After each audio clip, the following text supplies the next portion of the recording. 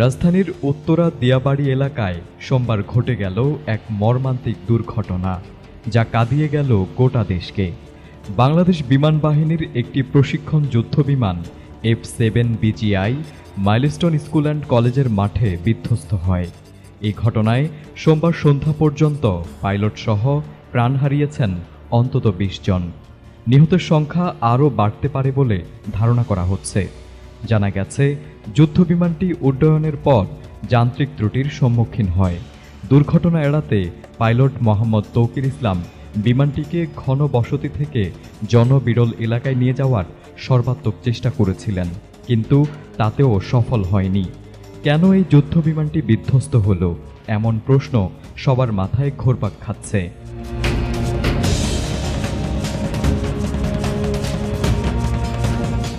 অনেকে সামাজিক মাধ্যমে এই যুদ্ধবিমান তৈরির ইতিহাস বর্ণনা করেছেন।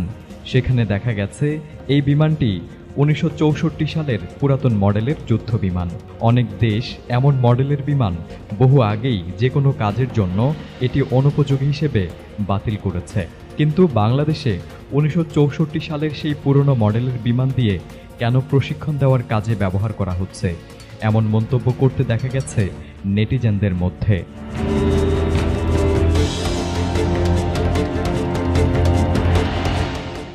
এই বিমান তৈরির সাল ও কোন দেশ থেকে এটি বাংলাদেশ কিনেছে সেই বিষয়টি লক্ষ্য করলে দেখা যায়, যুদ্ধবিমানটির নির্মাতা দেশ চীন। 1964 সালের মার্চে চীনের শ্যান ইয়াং এয়ারক্রাফট ফ্যাক্টরিতে তৈরি হয় তৃতীয় প্রজন্মের J-7 যুদ্ধবিমান তৈরির কাজ।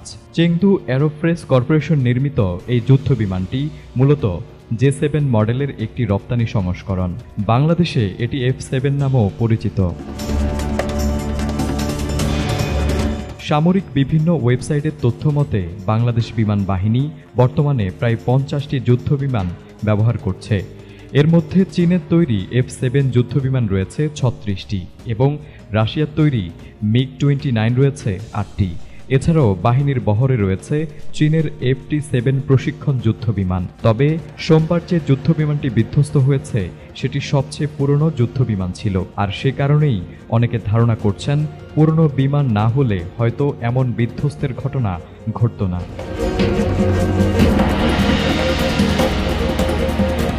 বাংলাদেশ বিমান বাহিনীর এই যুদ্ধবিমান এর আগে বেশ কয়েকবার দুর্ঘটনার শিকার হয়েছে। 2008 সালের 8 এপ্রিল টাঙ্গাইলের ঘাটাইলে একটি F-7 বিমান বিধ্বস্ত